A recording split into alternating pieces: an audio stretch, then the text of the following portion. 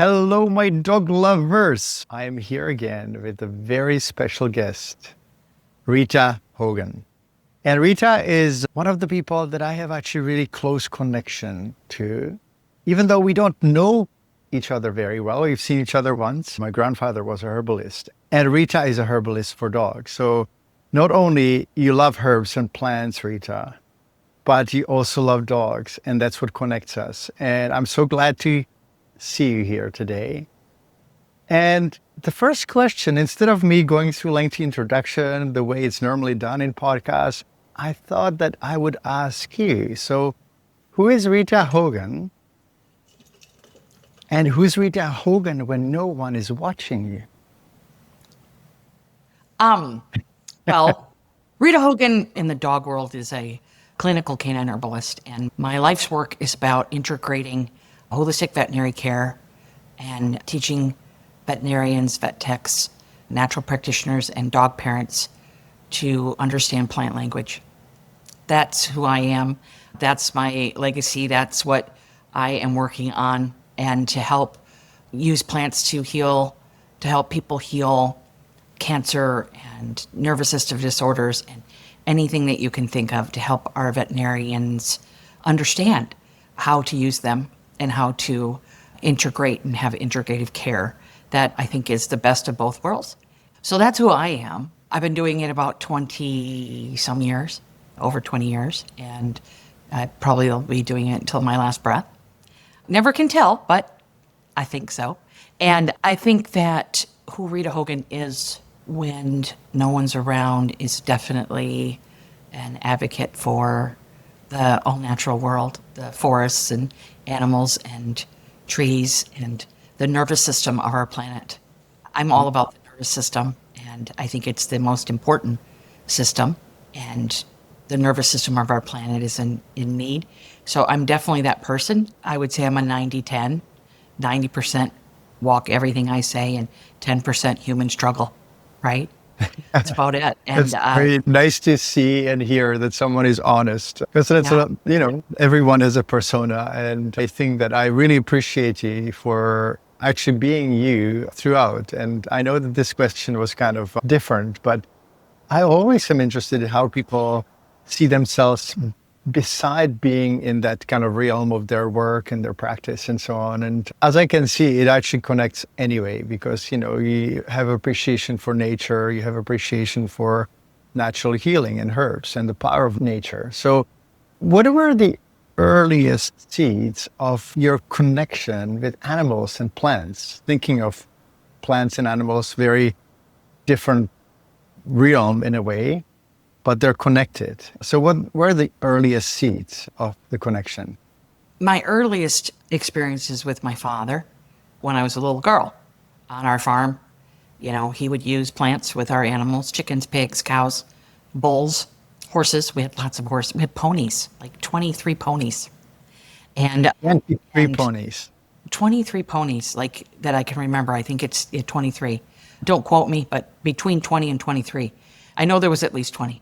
And, he wasn't an herbalist, but he was from Germany, and he just knew what plants to use. He knew my grandfather came over here from Germany, and he knew what plants to use. And he would just tell me to go in the field and get that little red plant that has the fuzzy leaves and blah, blah, blah, and hope that I would find it. He was an amputee, so he only had half a foot. So, and he was fine. He would limp all over the farm. He had this little wooden piece of his foot that he would shove in his shoe. And I remember exactly how he used to do this thing with his, he'd get the tube sock and fold it over and then put his boot on. And then, it was just such fascinating as a child. But I remember that. And so he would send me out, like, to the edge of the fields and stuff. Okay, it's over there on the right-hand side. And I'd run and I'd bring the plants back, and he would give them to our animals, which was fascinating. I wish I would have paid more attention. But it planted the seed, and it took a while to grow. And I explored other modalities for a while in my 20s, and then like Ayurveda. But I went back to my Western roots in Upper Michigan, to those plants that are found in Europe and North America. And I found a great place there, very comfortable. and learning, couldn't learn all of them if I had 5 lifetimes. And then fast forward in my 30s, at the beginning of my 30s, I boarded dogs. I boarded dogs in the hills of Tennessee, kennel free. And I noticed just how sick they were. And that baseline of longevity was plummeting, right? It was just going down. And at that time, a 12-year-old was a geriatric, right? And I thought that was preposterous. I thought that was just insane. And because our dogs lived a long time when I grew up. My dog, Susie, lived till she was at least 24. And that was not abnormal back then.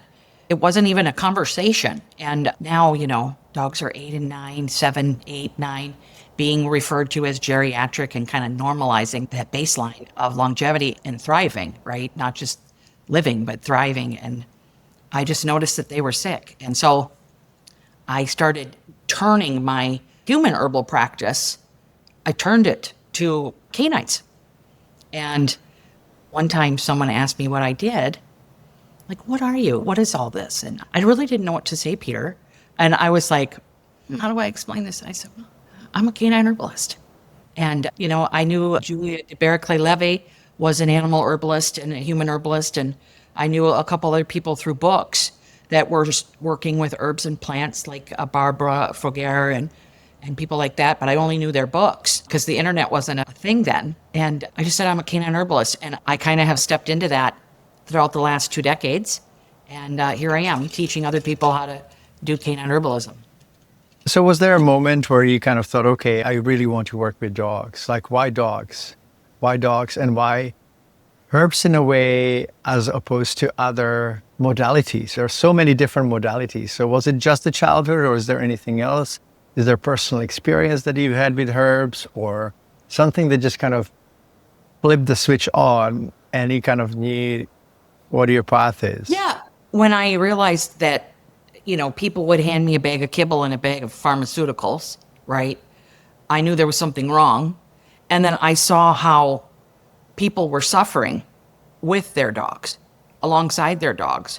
And I know you spend a lot of time in nature, and I was surrounded by all these beautiful plants on my property, and they were all the plants that I grew up with.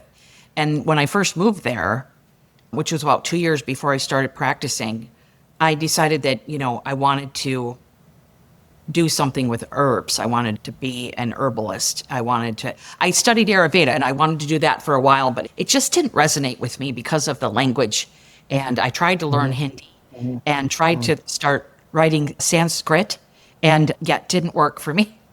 I failed miserably. And I was like, I'm going to go back to the plants that I'm comfortable with that speak to me. And they do speak, if you know how to listen, and trees as well. And I knew that when I read Juliet's book, I was like, this is what I want to do. This is it for me. Like, I know this is good. And then I read Cheryl Schwartz's book, 5 Paws, 5 Directions. And I was like, yeah. Oh my God, Cheryl, I don't know who you are. I don't know where you are. I do now. I've helped her before and I just love her.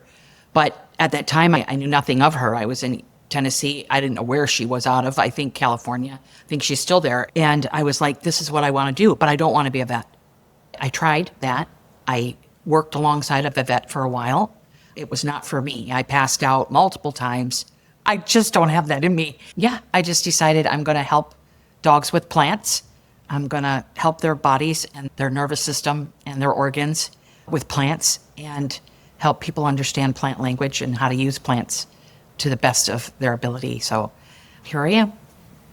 And it's lovely. Can you tell me what people misunderstand about herbs? What is the most common misunderstanding when you start talking herbal medicine?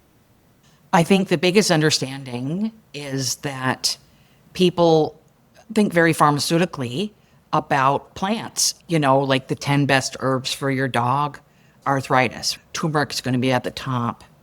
I use turmeric because it's so popular. People know what it is, or ginger, right? They're both very warming. Ginger is much more warming than turmeric, and they're both drying. And if you give those herbs consistently to a dog that is already hot and dry, you are giving them at a detriment, and they will progressively make the dog worse. without someone knowing about it, even though they have the best of intention.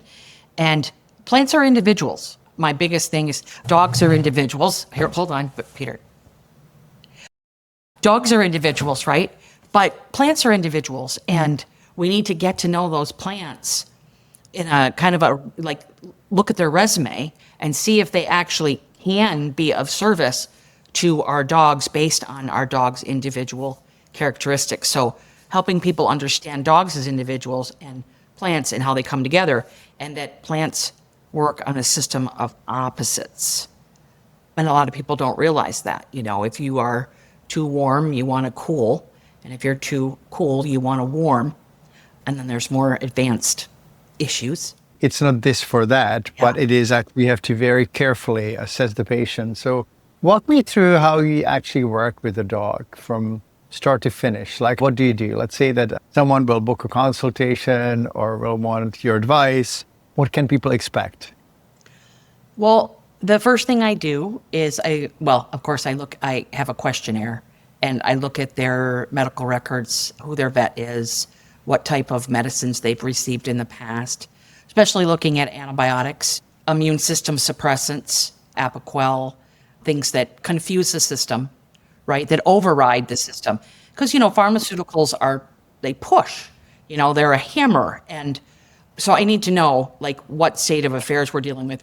But with all dogs, I start working with the nervous system first. It's the thing that regulates everything.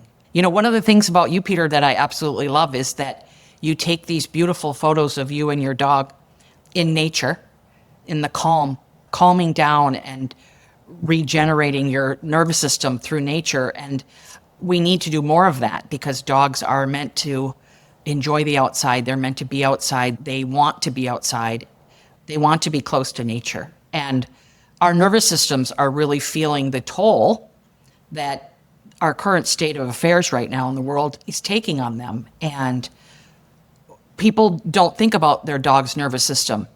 They barely think about their own. And unless your nervous system is supported, it's really hard to heal the body.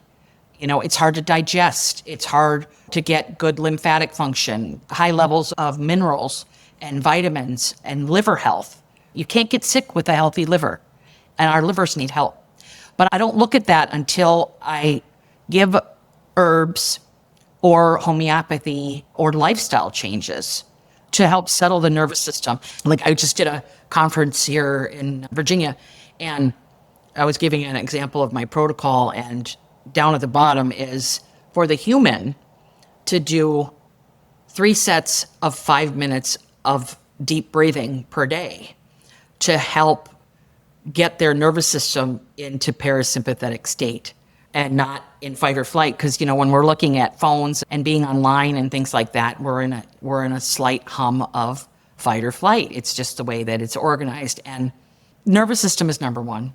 And then I look at the lymphatic health.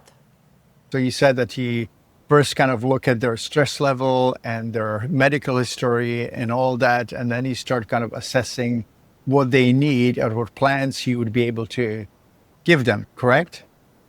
Yeah, I give them something for the nervous system, and then I usually will help the person calm down as well.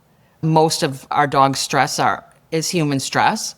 So I help settle the nervous system, and then I look at the lymphatic health after that. And then I usually most dogs' lymphatics are stagnant unless they get, good exercise every day, which most American dogs do not. So we use herbs, acupressure, massage to help get the lymphatics flowing so that the liver can be supported with those fat-soluble vitamins and get rid of a lot of those fat-soluble toxins, and most toxins are fat-soluble. So the lymphatics is playing a much bigger role today. And so we, bring kind of light to that for a couple of weeks. And then we'll be working with the nervous system still, and then the lymphatic system for about a month. And then we'll start working with the liver. We'll add an herb or two in with the liver. And then, once the liver starts to get online and starts to get supported, then we can look at the digestion and the microbiome and make some changes to the diet if we need to. I don't usually change the diet until the liver, the lymph, and the nervous system have calmed down and are being supported because, you can give the best diet, but if a dog isn't absorbing it or digesting correctly, a lot of it goes out. Skin issues are a lot of liver and muscle and fascia and lymphatic and digestive problems, just not, those elimination organs aren't working correctly. So I want to make sure that we're doing that before we start changing the diet. And then I will change the diet and start working on the microbiome. So that's about 2 months. And then I will start working on the problem that we have.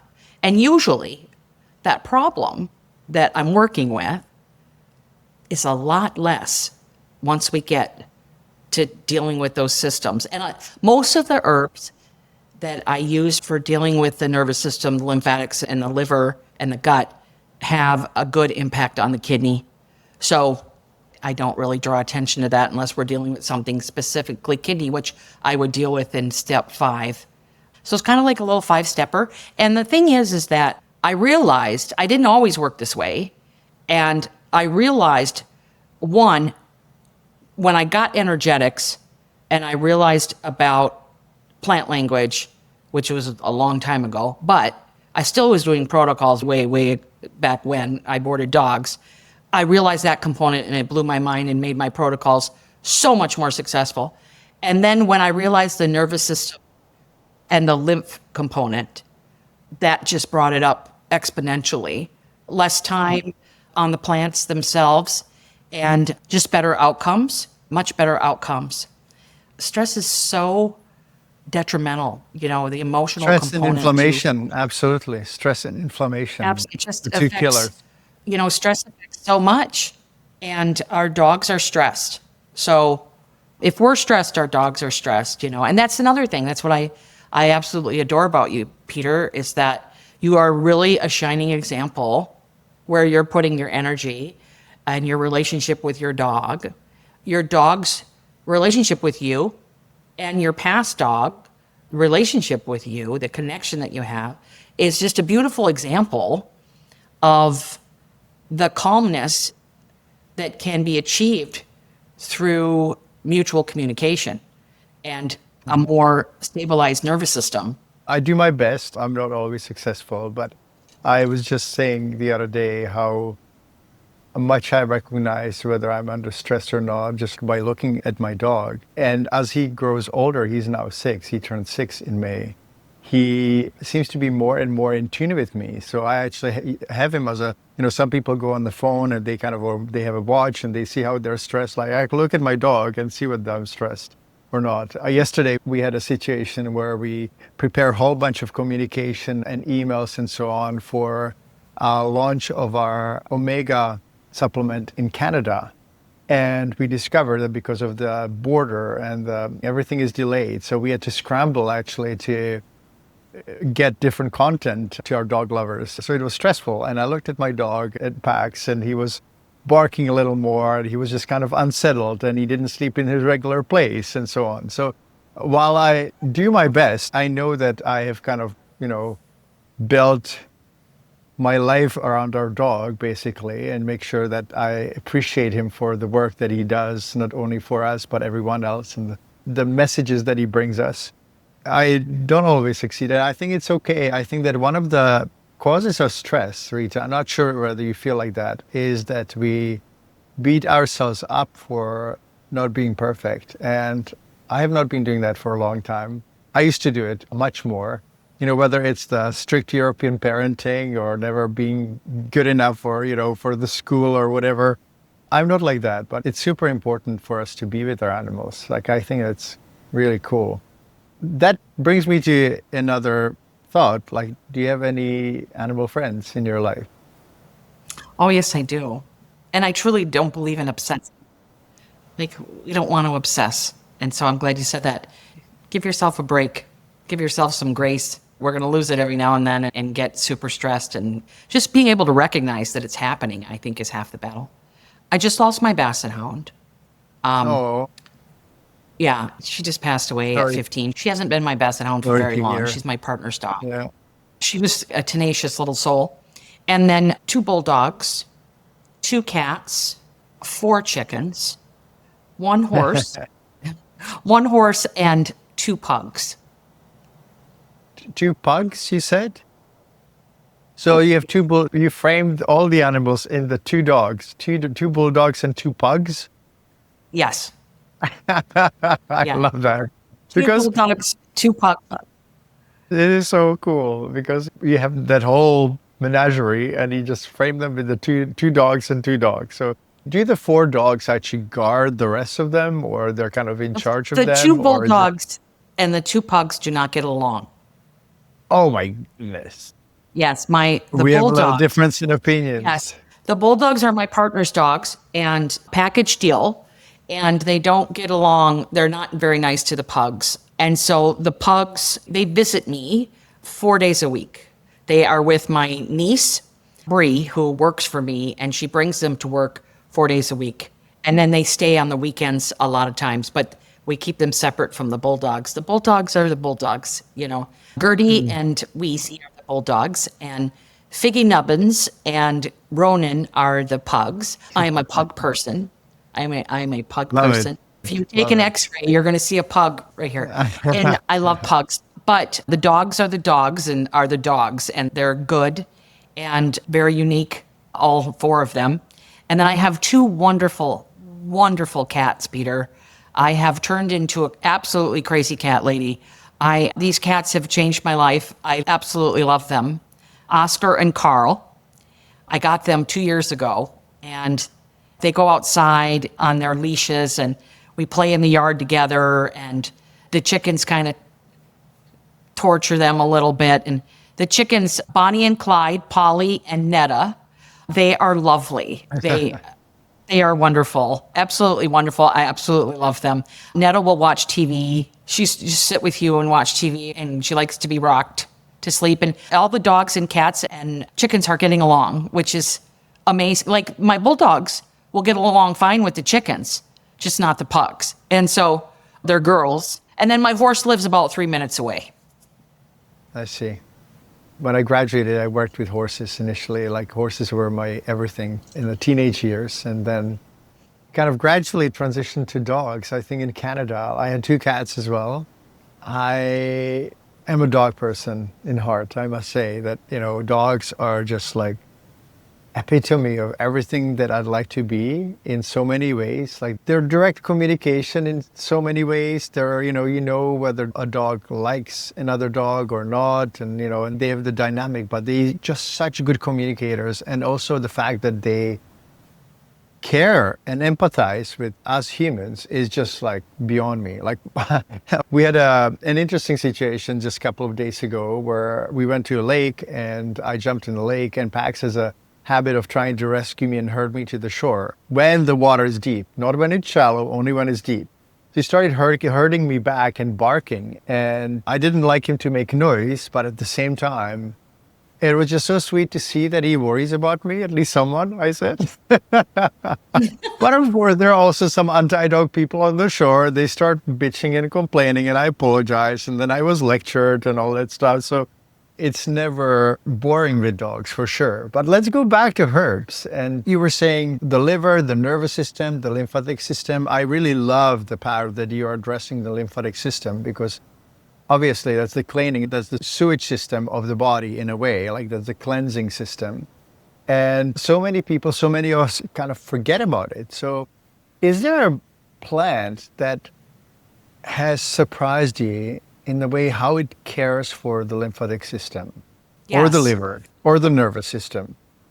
Yeah, there's so many, Peter. But for the lymphatic system, if a dog is more on the cool side, I really like calendula. And calendula is one of those herbs that works with the liver, the lymph, the gut. It's a wound healer. The It's big like one healer. of my mentors said that, it's like herbal sunshine. It warms up the body. It warms up the digestion. It's antimicrobial. It's a bacteriostatic, which means that it doesn't allow pathogenic bacteria, to have a party and get together. You want to keep those guys apart, like frat boys, don't let them gather. Or teenage- Or teenagers. or Don't let them soccer gather. hooligans. But calendula is really nice. And cleavers is another one I really like. It's more cooling. And then red root is a nice herb that if calendula and cleavers are not working, I use red root, and sometimes red root mixed with turmeric if it needs to be warmed up a little bit, or ginger. But those tend to work really well for animals. I use some what's called plant stem cells. Stem cells of plants. So they're really high in like hyaluronic acid, hormones, plant hormones, undifferentiated cells that need a purpose. And what's really cool is you can only gather them in like a week's time or 2 weeks, or even some of the remedies only a few days. That's all you have to gather them, right? When they're in their embryonic state. And they're really anti-inflammatory, detoxifying, and super high in antioxidants. So I use a plant stem cell of sweet chestnut, the bud of sweet chestnut. I didn't know that there were stem cells in plants. Like I always obviously knew that there stem is. cells part of the body's growth and development and healing, but I had no idea that plants have stem cells. This is actually a big discovery. I knew that I was going to learn something really fascinating today. How do you cultivate them? How do you grow them? So the ones that I use, if I'm not making one from like a tree at home, if I'm buying them commercially, they come from Italy. And I've been there where they grow the plants. There's a lot of tree medicine, so you'll go and gather the buds before they open. And a lot of the stem cells are in there. Auxins and gibberellins and different types of constituents that are not found in the adult plant. So there are stem cells of milk thistle and bilberry, even calendula. I like sweet chestnut. One of my favorite ones is mountain pine. It's very anti-inflammatory, antihistamine. It chelates mercury out of the body.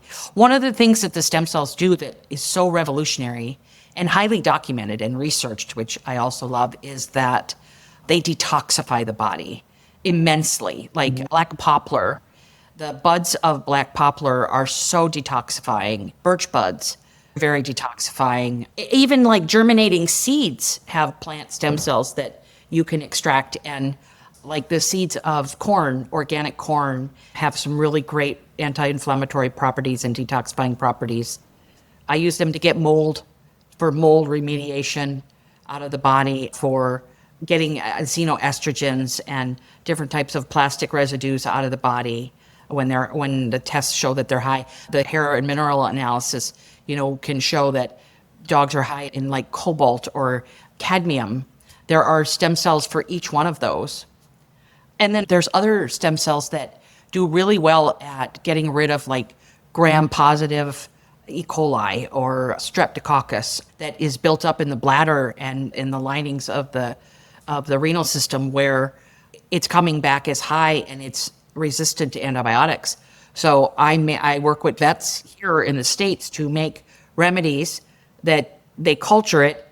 I'll make a remedy to specifically target that particular bacteria, and very high success rate on that. Herbs are actually very powerful antimicrobials, from the calendula and hydrastis and those that are used for wound healing, to internally use herbs. And I'm wondering, so obviously you're very passionate about herbs, and you live herbs and you breathe herbs, and you probably take herbs as well. I know that out of this passion there is one result, and that's your book. Can you tell us a little bit more about it? And I know that people will be asking about what can I do, what herbs can I do for preventive care and all that. So Herbal Dogs are your book. Can you tell us how it kind of transpired and what is in it and why people buy it? So this is an introductory to canine herbalism, and it's everything that I would want someone to know when they're starting out, but it's also page 137 has that entire process that I go through with dogs, the steps that I go through. It helps you see your dog as a connected ecosystem, as an individual. It helps heal your dog, help them recover from antibiotic usage, help them prepare for vaccines, surgery, yeast, bacteria, leaky gut, lipomas, getting rid of lipomas. I know that I quote you in this book, Peter. And I think I cover like 64 different herbs and very detailed information about the herbs, how to use them, what dosages to start at, but also how to help start working in a preventative mindset, in that helping keep your dog's organs working and clean. And I think that is one of the biggest things that you can do to extend the life of our animals, is to help them have healthy organ systems so that you can get out in front. So, like 1 in 2 dogs will die of cancer after the age of 10.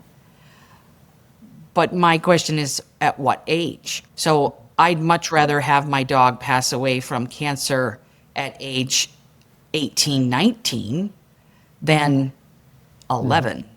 So, anytime we can help support organs, and definitely the movement of energy through the body, through the musculoskeletal system, the spine, and again, the nervous system, lymphatic system, heart, lungs, all of those beautiful organs that keep our dogs alive and healthy, they all show signs before they start failing or start ailing. They show signs. And so I have a lot of lists in the book that show symptoms of organ systems that are starting to wane, so that you can use herbs to get them back in a healthier state, and those symptoms go away, and your dog can regain its health. Life in general is a process of gradual deterioration. And I find that when, if we imagine the health being a valley, and the disease is getting kind of like out of the valley and to the state of disease, like as we age, the valley gets more and more shallow, and it's more likely that we actually will slide over to the disease state, or our dog. Yes. So I kind of imagine that the valley should stay nice and deep. And based on what I'm imagining with herbs, we are keeping our dogs in the valley of health, as opposed to having them slipping over the mountain of disease. And so what do you find the most challenging when you're working with the patients, when you're working with dogs, number one? And what do you find difficult when you're working with us veterinarians? And, it may be a question that you may not want to answer for obvious reason. But, I do think that we need to kind of like communicate with each other on that open-hearted level, knowing that our goal is to kind of help the patient, right? And help the animal. So, yeah, with people, I think the biggest obstacle to using herbs is patience, or patience in so many facets of, I know a lot of people that if they see like one weird poo, they will stop. And, you're not going to get through holistic healing without some weird droppings coming out of your dog. Cleansing reactions or whatever else it is. Yes. Right? And a lot of people don't realize that dogs have this wonderful ability to cover anything in mucus, right? Their guts do it automatically when something is irritating, and they cover it in mucus, right? So that could be something that the body needs to get rid of, or it could be something that just isn't working out. But we need to be patient. And so I wrote my book with a list of expectations, where this is what you should expect when you're using herbs, so that it doesn't seem abnormal. But, we have been conditioned so that we have pharmaceutical mindsets where everything should happen yesterday. And you can get really lucky for a really well indicated herb, but most herbs take between 4 to 6 to 12 weeks to really start seeing a change. And a lot of people don't realize that, and they give up way before then. And I think that also people can get into the fear-based mindset where they think their dog is going to explode if it has a little nail bed problem or a yeast between the toes. Like one little pimple on the skin or something like that. Yes, it's life-threatening, right? It's life-threatening. And that just comes from, fear. And so I hope that my book can help calm people down a little bit. I do tell them when to go to the vet. And then working with veterinarians has current, knock on something, currently been pretty great. The only thing that I can say about that is that many veterinarians don't know how to use Western herbs. They don't understand plant language, and they don't have a lot of faith in it. So because they're using herbs allopathically, they're just doing a this for that switch, and you can get in a lot of trouble using plants if you're using very forceful plants. Not all plants are benign at all. And so I like to use non-toxic plants, but I like to come from a place of support and prevention is so much easier than when a dog is all the way over on the other side of tons of comorbidities, lots of issues, and you start kitchen sinking your dog, just throwing anything at them because you're nervous and fearful. But the intention is still good. The intention is just love. And I don't find that a lot of vets understand plants in general. And so they understand. You're not taught, right? Yes. So yes, a lot of them are not. Or, they may be more inclined to just use TCM formulas, which is fine. I'm fine with that as long as you have a good understanding of them. Like the Marstons, right? They have a very good understanding of TCM and the body and how it works in general. But the average vet does not. And so where do we begin? So my book is really for everyone. I have a lot of vets that are using it. I had one vet at an event on my book tour that had it all tagged and color coded, and it almost made me cry. I was like, "Oh, vet school. We're good students." Yeah, we're good students. Speaking of herbs, I just had a very enlightening experience with Pax and herbs, because he hates flying. And because my partner is a Canadian and I am Czech, we have to kind of go back and forth because I insist that I will spend some time in my heart place. Pax is to fly. And he flies in the cabin because he's a service dog for my sleepwalking. I sleepwalked through glass door when I was in my 20s. And I'm not sure whether you know that or not, but I almost died by cutting an artery on my leg by basically running through glass door in my sleep. But anyway, so Pax flies and he hates flying. And I've tried everything. And so then I go to Orlando where I met you, and the Marstons were there. And they said, well, maybe you should use Halcyon, which is a Romania combination. And sure enough, they were all sold out. So then I was just kind of scrambling. And one of my dear team member, Emma, she bought the supplement before. And so she gave it to me for Pax's flying. Yeah. And on July 4th, on the Independence Day, we flew back to Canada, and Pax was absolutely fine in the flight. It was like my best flight ever. And this was the time when I really kind of thought, okay, herbs are amazing. And I've always known that, and I've always respected them. As a kid, I knew that they were powerful.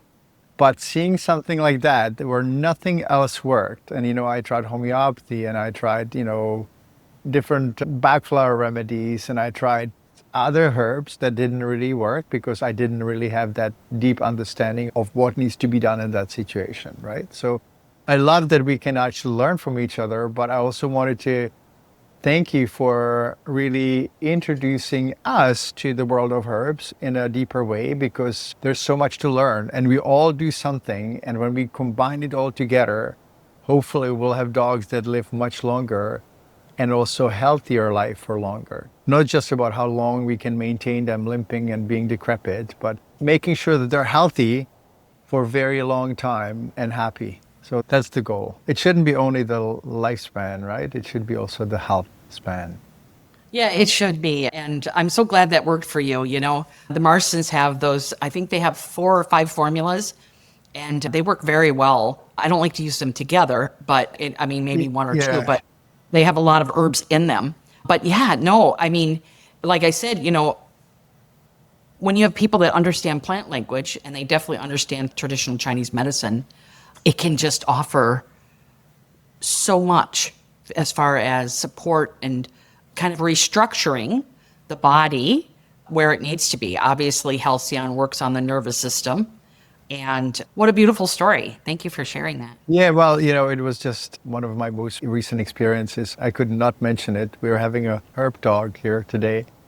I wanted to ask you, what situations have challenged you the most emotionally when you're working with dogs and people? And what has that taught you? I think it goes back to what you said, Peter, about, not obsessing about getting it right all the time. I think that what really kind of touches my heart, and I try to get people to understand that we all have the best of intentions and we can only do what we have the knowledge base to do with the knowledge that we have. And so many people are just guilt-ridden and have so much shame and guilt and just inflated expectations of their role in their dog's life as far as what they are responsible for and what they're not responsible for. And I see so many people just lugging around this guilt from all of their past dog relationships and just focusing on what they did wrong, what they felt they did wrong, what they didn't know. Oh, if I would have known that, I could have done this. And the issue is we have to accept what is. We didn't know that, so we couldn't do this. We have that stuff for ourselves, right? If I would have known what Cipro and Flagyl does to the body, I probably wouldn't have taken it a long time ago, right? There are those things that happen, but when I work with people, I see that is the common thread is guilt and shame. And so I help with that.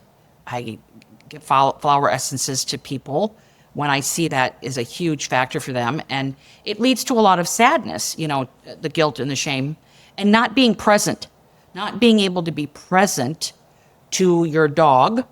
Not every day is health day. Not every day is health day. Let's spend days just being with the dog that we have today. Not every day should be spent trying to learn more and be more, right? People apologize to me because they haven't taken my course or haven't read my book yet. Well, you'll read it when you're supposed to. We don't need anything more to feel guilty about.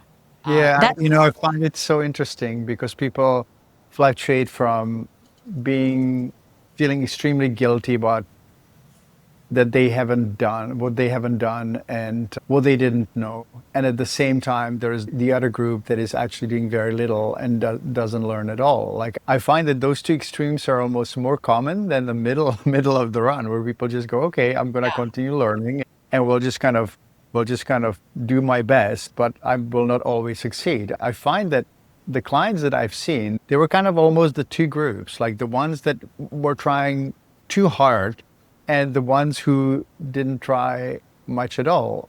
And so it's like, how do we kind of blend it all together? I don't know. But I do have obviously I've dealt with the same situation of many clients and dog lovers and pet lovers feeling guilty about what they've done or haven't done and they didn't know. And now imagine what healers like you and I do. Like we continuously learn for all these years. And 10, 20 years ago, we didn't know certain things that we now know. So we just can't blame ourselves for not knowing. But as soon as we learn, I feel we have a really strong obligation to pass the information on and stop doing what we were doing before if we know that it's harmful. And I find that really difficult on veterinary medicine. Sometimes, the loans and mortgages and the stress and running the clinic and so on are so important that people are actually unwilling to change because of all those other pressures. And that's something that I find really frustrating and hoping that as we progress, that it's going to be less and less. But what happens when you can help a dog? Like we all have limitations. Like how do you deal with that and how do you feel? When I can't help one? Yeah. I've been there as well. Like, and toward the end of lifespan, we face that. We can't help everyone. No. There's lots of dogs that I can't see. Like I'm not doing consults this year because of my book tour. I have a subscription question and answer group that I try to coach people with. But like when I can't help a dog, I usually try to refer them out to someone I think that can. But if it's a dog in general that I'm not having any luck with, and that like my stuff, everything that I know is not working, sometimes it's hard, right? But I tend to just accept what is. Again, I know that I was meant for some purpose in that dog's life and in that person's life. But, well, here's an example. I had a dear client contact me about their dog's death. And, the dog was doing really well for years, right? And the protocol fluctuated. And I believe she was 16. So, and it was a large dog, weighed about 65 pounds, 16 years old, and was just devastated when the herb stopped working. And some dogs are just at the end of their life. I mean, life and death, we're born and we die. And right now in this world today, a 16-year-old large dog is actually quite a success. I don't want to be saying that, but it is true, right? I would like to see a 20-year-old dog, but it is a success. And I don't think that any amount of time that we have with our dogs is enough. If you said, I just want one more day, you'd want another day. Want another day, right? If I could have another day with my Frances, my heart pug, she's everything to me. She was everything to me, my best friend of all time. And if I could have one more day with her, I know that by the end of that day, I'd want one more day.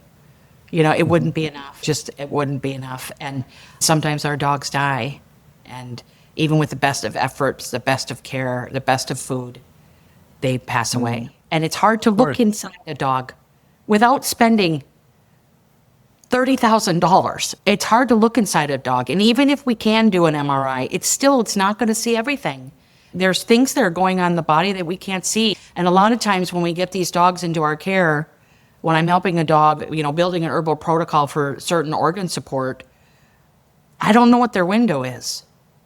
Especially these dogs that have cancer, you don't know what their window is. What I can hope for is that herbs can widen the window, like widen that time that they are here with us and thriving. And that's all I can ask for when you don't know what you don't know, that you don't even know it, right? Life is a terminal disease, Rita. Life is a terminal disease. I don't really know where I got it from, but I really remember it. And there is nothing that we can do about it unless some sort of smart person or AI comes up with an eternal life. But then I think that we would still live in fear and kind of terror because, if you can live forever or if our dogs could live forever, we'd be even more terrified of getting into an accident. I don't know if I'd want to live forever, Well, I think that I'd love to live 300-400 years would be great. I wouldn't mind living like 300 years. That would be kind of fun. Yeah. But you said you dealt with horses, right? Yeah. I have a joke about horses. Horses are born and spend every day after that trying to die. That's Oh no. But also, I think they're the born herbalist. All animals, what do you think of animals knowing what herbs and what plants to actually eat? What do you think about that? I think that many animals can self-select for themselves. I also know many animals that have eaten stuff and died. There's that. I've known chickens that have eaten poison hemlock. I've known, highly domesticated dogs that are unable to choose or understand, in my opinion, except for things like I do believe that they can choose essential oils because of the high aromatics that they give off. I do believe that my horse, he's amazing. Like he'll eat the dandelions in the spring. He eats the plants that are there. I'll see him chomp on it. And then, he'll eat them for a few, I would say a week to two, and then he'll stop. I'm not interested in those anymore. He's had his fill. And there's so many nuances that are going on that we will never know about, right? We will never know. I do believe that plants and animals can communicate with each other. I think that plants communicate with their environment. We know that trees do. I mean, and monkeys so many self-selection research projects have been done with like animals in the forests and the jungles of, monkeys that will eat one plant to cure themselves of this, but they're toxic. So then they have to go and eat the antidote. And See. Wow. yeah, but Amazing. the That's antidote is incredible. always usually around the poisonous plant. The antidote is always usually there, like growing near it, and which I find absolutely fascinating. So, Wow. yeah, it's interesting. I do believe into it to a varied extent, absolutely. I also believe that we have domesticated our dogs so much and, bred them so much that we have bred a lot of the wild out of them. I do believe that as well. And especially the dog breeding with poor diets and polymorphisms and different genetic expressions that are being bred into dogs. Dogs have been the biggest genetic experiment of all time. I Yeah. do believe that does take a toll, for sure. What does Rita's world look like if people embraced herbs? What does the future look like when people use herbs as one of the main ways of helping? Well, if Rita could have her ideal usage of herbs, it would be seasonal, using herbs in spring, summer, fall, winter to support those organ systems that govern those seasons. And not having so much fear, learning how to read the body, learning about the energies in the body, meridians, spinal cord, all of the movement, the fascia, the stored trauma in the fascia, and learning about, they would use herbs and flower essences to help balance that out so that they could take some of that natural medicine back into their own hands and work alongside their veterinarian and take some of their power back. As far as, because a lot of people don't, we really have been conditioned that we cannot take care of ourselves and we cannot feed or take care of our animals without quite a bit of assistance. And I just don't believe that to be true. It's so interesting you're saying that, because before you kind of started painting your world, I thought how we were talking about dogs kind of losing some of their ability to kind of like be wild and choose herbs and so on. I find that dogs also have lost the ability to, let's say, walk on the street safely or something like that in the Western world. And now you're describing that we've lost the ability as humans to kind of rely on our own kind of knowledge and wisdom to be there for dogs. And this is where we connect, you and I, because I so much believe in empowerment of people for, making sure that if you go to a veterinarian, if you come to see me, you should be equipped by knowledge to know and understand what questions to ask, like what makes sense, what doesn't make sense, have a basic knowledge of how the body works and that there are some alternatives and so on, and really ask questions. And I find that so many people somehow kind of shrink down when they come to the veterinary office. And I've seen that in myself when I go and see a doctor. I may ask the questions that I need to ask, but I feel a little like, I shouldn't be asking, I don't want to upset anyone and so on. So it is a reminder for all of us that we really need to empower ourselves with knowledge. And part of the knowledge is your herbalism and your book, Herbal Dog. And just generally, like, keep learning, but at the same time, not to try to use everything, right? And be patient. Like I always tell my clients and also my friends, because, they come for dog advice and so on, you have to give things time. And nothing happens overnight. It's like we want everything overnight. We want our life to become abundant overnight. We want to become healthy again overnight, and our dogs too. And that doesn't really work. So we have to put the work in.